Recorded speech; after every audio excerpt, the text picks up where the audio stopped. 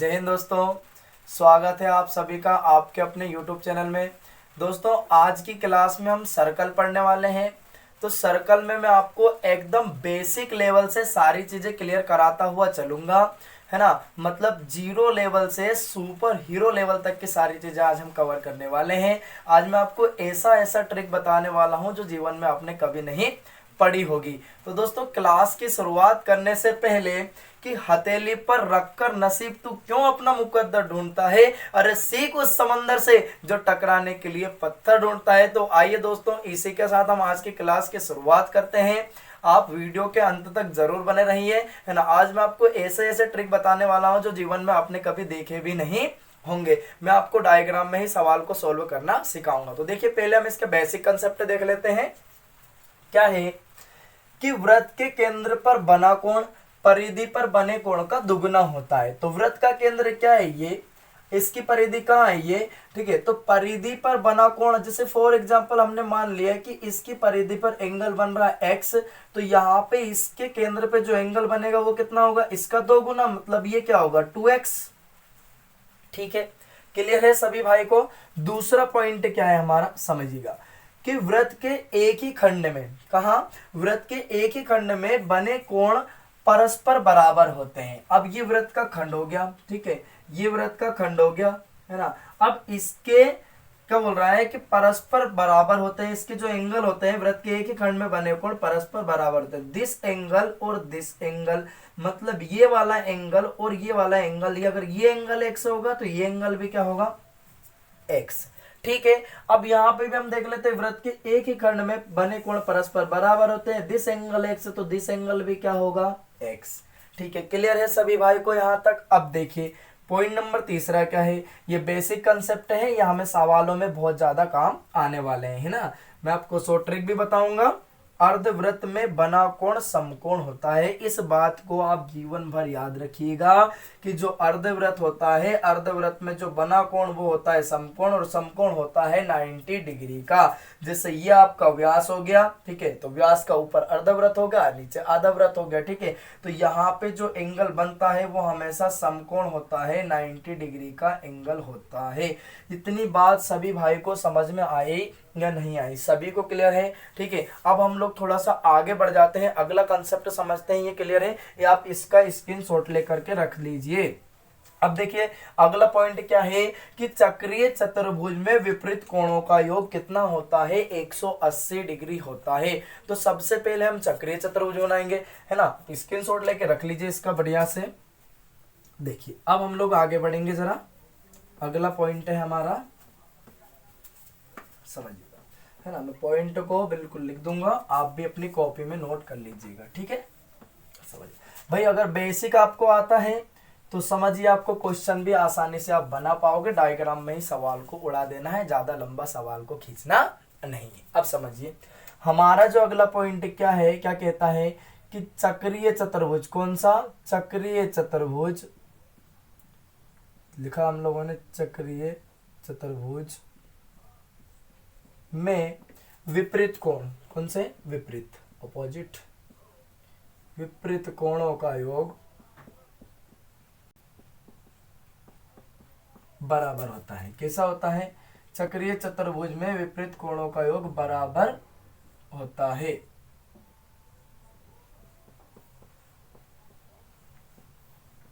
ठीक है भाई, जो चक्रीय चतुर्भुज होता है इसमें विपरीत कोणों का योग क्या होता है, बराबर बराबर होता है। इसे बोलते हैं साइक्लिक क्वाड्रिलेटरल। ठीक है, तो हमने यहाँ पे साइक्लिक क्वाड्रिलेटरल बना दिया एक, ये एक वृत्त बनाया। अब ये वृत्त के अंदर हमने एक चक्रीय चतुर्भुज बना दिया, ये देखिए, ये लीजिए, ये एक साइक्लिक क्वाड्रिलेटरल हो गया। अब इसमें हमने एंगल्स के नाम दे दिया, this angle X, this angle Y, और दिस एंगल जेड, और दिस एंगल डब्ल्यू। ठीक है, विपरीत कोण अपोजिट एंगल का सम कितना होता है, 180 डिग्री होता है। तो ये इसके अपोजिट है, ये इसका अपोजिट है। ठीक है, तो यहाँ पे क्या हो जाएगा कि angle X plus angle Z is equal to क्या हो जाएगा, 180 डिग्री। ठीक है भाई, अब ये W इस Y के अपोजिट है तो क्या हो जाएगा, angle W plus angle Y is equal to 180 degree. इतनी बात सभी भाई को समझ में आई या नहीं आई? अब देखिए चक्रीय चतुर्भुज में बाहरी कोण उसके विपरीत आंतरिक कोण के बराबर होता है, ये हमारा अगला पॉइंट है। ये बात सभी भाई को समझ में आ गई। अब हमारा अगला पॉइंट देखिए कि जो चक्रीय चतुर्भुज है हम उसे भी नोट करेंगे यहाँ पे कि चक्रीय चतुर्भुज में, किसमें, चक्रीय चतुर्भुज में, चक्रीय चतुर्भुज में है ना बाहरी कोण, कौन सा कोण, बाहरी कोण, बाहरी कोण मतलब उसका बाह्य कोण, बाहर वाला है ना, विपरीत आंतरिक कोण, कौन सा, विपरीत मतलब उसके अपोजिट, विपरीत आंतरिक कोण के बराबर होता है, विपरीत आंतरिक कोण के बराबर होता है। ठीक है, ये हमारा डेफिनेशन हो गया इसका। अब हम लोग यहाँ पे एक चक्रीय चतुर्भुज बनाएंगे वापस से। तो हम लोगों ने यहाँ पे एक चक्रीय चतुर्भुज बना दिया। देखिए ये वापस से हमने एक वृत्त बनाया, समझिए भाई सभी ध्यान से, ये एक वृत्त बना दिया, यहाँ पे हमने एक चक्रीय चतुर्भुज बना दिया, साइक्लिक क्वाड्रिलेटरल। ये देखिए इसको हमने थोड़ा आगे बढ़ा दिया तो ये तो हो गया दोस्तों इसका बाह्य कोण, कौन सा कोण हो गया, बाह्य कोण, इसका नाम दे दिया A, ये हो गया B, ये हो गया C और ये हो गया D। ठीक है, अगर मान लो कि दिस एंगल, हमने माना भाई कि दिस एंगल थीटा है ना, तो ये इसका क्या हो गया, बाह्य कोण है ना, ये क्या होगा इसका आंतरिक कोण और ये क्या होगा इसका आंतरिक कोण। तो मतलब कहने का जो बाह्य कोण है, क्या बोल रहा है हमारा डेफिनेशन के चक्रीय चतुर्भुज में बाहरी कोण, कौन सा, ये बाहरी कोण विपरीत आंतरिक कोण के बराबर होता है, विपरीत आंतरिक, ये इसका आंतरिक कोण तो इसके विपरीत आंतरिक कोण के बराबर होता है। दिस एंगल थीटा तो दिस एंगल भी क्या होगा, थीटा। क्या इतनी बात सभी भाई को समझ में आ गई? यहां तक किसी को कोई डाउट है क्या? नहीं है ना। अब देखिए हमारा जो अगला डेफिनेशन है वो क्या कहता है कि त्रिज्या और स्पर्श रेखा के बीच 90 डिग्री का एंगल बनता है। तो समझिए अगला डेफिनेशन क्या है कि जो त्रिज्या है, क्या है, त्रिज्या ना, इसे इंग्लिश में रेडियस बोलते हैं, त्रिज्या और स्पर्श रेखा, कौन सी रेखा, स्पर्श रेखा। तो त्रिज्या और स्पर्श रेखा के बीच 90 डिग्री का एंगल बनता है। कितना डिग्री का बनता है ना, 90 डिग्री का कोण बनता है। कितना डिग्री का, 90 डिग्री का कोण बनता है। इतनी बात सभी भाई को पल्ले पड़ गई, किसी को कोई डाउट है क्या? नहीं है। अब देखिए हम यहाँ पे एक वृत्त बनाते हैं वापस से, सर्कल, हमने सर्कल बना दिया है ना, समझिए ये सर्कल हो गया है ना, ये क्या हो गई इसकी स्पर्श रेखा हो गई है ना, ये स्पर्श रेखा हो गई और ये क्या हो गई त्रिज्या। जो त्रिज्या है और स्पर्श रेखा के बीच में ये जो एंगल बनता है वो हमेशा 90 डिग्री का होता है, 90 डिग्री का होता है। यहां तक किसी भाई को कोई डाउट है क्या? नहीं है। अब आप इसका स्क्रीनशॉट लेकर के रख लीजिए, फिर मैं आपको अगला कंसेप्ट बताता हूं। ठीक है, क्लियर है?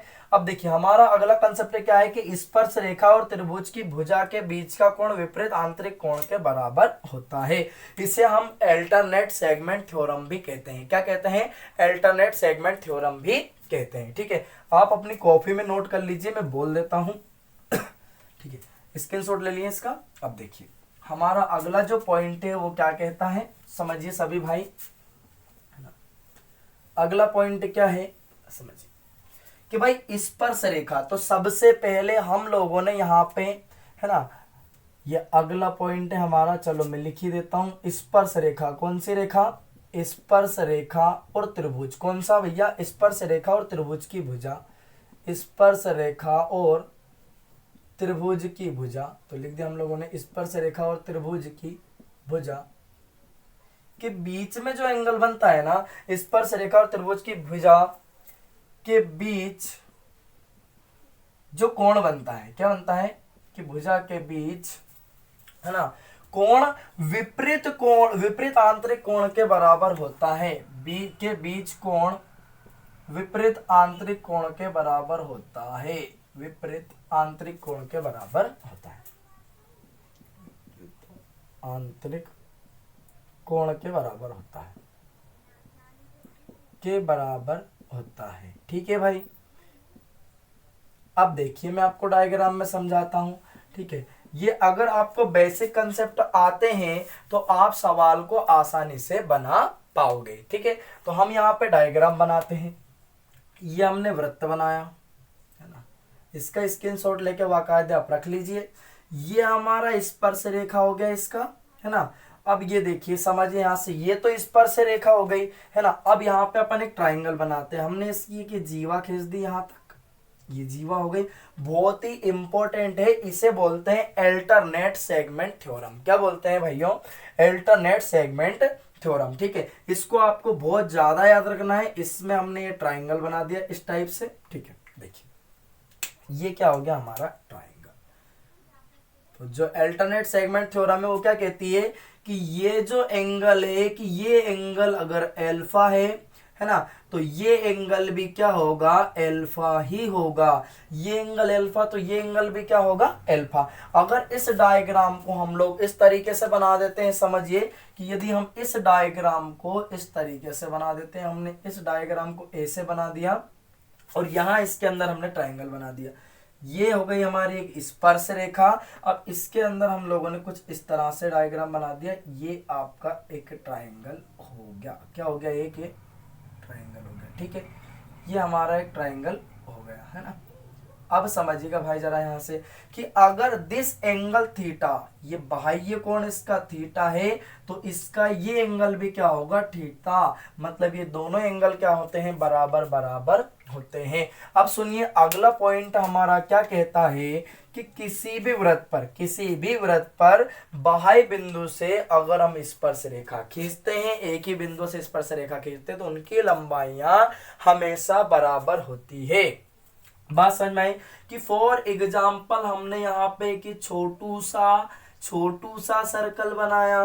कैसा सर्कल बनाया? छोटू सा इत्तू सा सर्कल बनाया। अब इसका हमने माना भैया बाह्य बिंदु ये P है, इससे हम स्पर्श रेखा खींचते हैं। ये हमने एक स्पर्श रेखा खींची और ये हमने स्पर्श रेखा खींची, तो ये दोनों स्पर्श रेखाएं कैसी होती है? बराबर बराबर होती है। क्या इतनी बात सभी भाई को समझ में आती है? किसी को कोई डाउट है क्या? नहीं है ना। अगर आपको भाई बेसिक चीजें क्लियर है तो आप आसानी से सवालों को बना सकते हैं। अब मैं आपको डायग्राम में ही सवालों को सॉल्व करना सिखाऊंगा। तो देखिए दोस्तों, आप स्क्रीनशॉट लेकर के रख लीजिए। अब हमारा पहला क्वेश्चन क्या कहता है, समझिए सभी ध्यान से। ठीक है, तो हम सीधा पहले क्वेश्चन पे अटैक करेंगे कि हमारा पहला क्वेश्चन क्या है। देखिए भाई, पहला क्वेश्चन लगाते हैं हम। देखिए दोस्तों, हमारा पहला क्वेश्चन क्या कहता है। मैंने पहला क्वेश्चन आपके सामने लाया हूं। देखिए पहला क्वेश्चन क्या है कि O केंद्र वाले एक वृत्त पर स्थित बिंदु ए से खींची गई स्पर्श रेखा बढ़े हुए व्यास PQ को, किसको? PQ को बिंदु B पर प्रतिच्छेद करती है। ये बिंदु B पर इधर आ रही है, यहाँ पे ये ना बिंदु B पर प्रतिच्छेद करती है। तो एंगल BAQ बराबर 105 डिग्री, मतलब एंगल BAQ, ये जो एंगल है आपके पास में, दिस एंगल 105 डिग्री। तो मैंने आपसे एक बात कही थी कि मैं आपको डायग्राम में सवाल को सॉल्व करवा दूंगा ना। दिस एंगल 105 डिग्री आपको दे रखा है, तो एंगल APQ का मान क्या होगा? Angle APQ equal to what? इसका वैल्यू क्या होगा? हमसे ये एंगल पूछा है कि एंगल APQ बराबर क्या होगा। तो भाई ये एंगल आपको दे रखा है 105 डिग्री। तो आप देखो, ये एक सीधी रेखा है कि ये एंगल 105 डिग्री है, तो ये सीधी रेखा पूरा एंगल कितना होगा? 180 डिग्री। तो ये एंगल 105 डिग्री, तो ये एंगल कितना डिग्री बचा है? 75 डिग्री बचा। कितना डिग्री बचा है? 75 डिग्री। अब मैंने अभी आपको ताजा कंसेप्ट समझाया है अल्टरनेट सेगमेंट थ्योरम। तो ये एंगल अगर 75 डिग्री है, तो ये एंगल भी कितना होगा? 75 डिग्री, 75 डिग्री होगा। तो हमारा जो आंसर है वो कितना डिग्री है? 75 डिग्री। क्या सभी भाई को समझ में आया? ऐसे ही बहुत सारी ट्रिक मैंने आपके लिए निकाली है, तो आपको डायग्राम में सवाल को उड़ा देना है। अब देखिए हमारा क्वेश्चन नंबर 2। ठीक है, समझिए।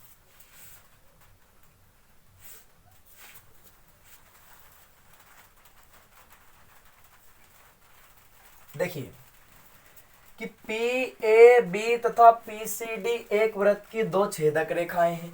कैसी हैं? छेदक रेखाएं हैं। तो BC केंद्र O वाले वृत्त का व्यास है। ये जो BC है, इस O केंद्र वाले वृत्त का क्या है? व्यास है। तब एंगल CAD, कौन सा angle? CAD equal to what की माप क्या है? तो आप इसको देखिए एंगल सी बी पी को, किसको, एंगल सी बी पी, ये आप जिसको मैं लाइन लाइन कर रहा हूं इसको घूर के देखिए, आप देख पा रहे हो ये आपका एक टाइप का ट्राइंगल ही बन रहा है। ये देखिए आप ध्यान से समझिए इसको, है ना। तो जिसको मैंने लाइन लाइन किया आप देखिए, तो इन दोनों इंटीरियर एंगल का सम इसके एक्सटीरियर एंगल के बराबर नहीं होगा क्या, है ना। तो जब ये एंगल 46 डिग्री है, ये एंगल सॉरी ये एंगल 42 डिग्री है, ये एंगल 26 डिग्री है, तो ये एंगल कितना डिग्री हो गया, 68 डिग्री हो गया, 68 डिग्री। अब जब ये एंगल आपके पास 68 डिग्री हो गया, तो ये तो पूरा एंगल 90 डिग्री का होता है, तो ये वाला एंगल, ये जो छोटू सा एंगल है, ये जो छोटू सा एंगल, ये एंगल कितना डिग्री बन गया आपका, 22 डिग्री। कितना डिग्री बच गया, क्योंकि 90 डिग्री होता है, ये 68 है, तो ये कितना बच गया आपके पास में, 22 डिग्री। अब मैंने आपको ताजा ताजा बताया था अल्टरनेट सेगमेंट थ्योरम, जब ये एंगल 22 डिग्री है तो ये एंगल भी कितने डिग्री होगा, 22 डिग्री होगा। हमारा आंसर क्या है, 22 डिग्री। ठीक है, समझ में आया सभी भाई को, किसी को किसी प्रकार का कोई डाउट है क्या, नहीं है ना। डायग्राम में ही मैंने सवाल को आपको समझा दिया है, और मैंने आपसे यही कहा था मैं आपको डायग्राम में ही सवाल को सॉल्व करना सिखाऊंगा। तो दोस्तों अगर वीडियो अच्छा लगा हो तो लाइक, शेयर और चैनल को सब्सक्राइब जरूर कर दें, ताकि हमारे अगले लेक्चर के अगली क्लास के वीडियो आपको आसानी से प्राप्त हो सके। अब हम मिलते हैं अगले लेक्चर में। जय हिंद, वंदे मातरम।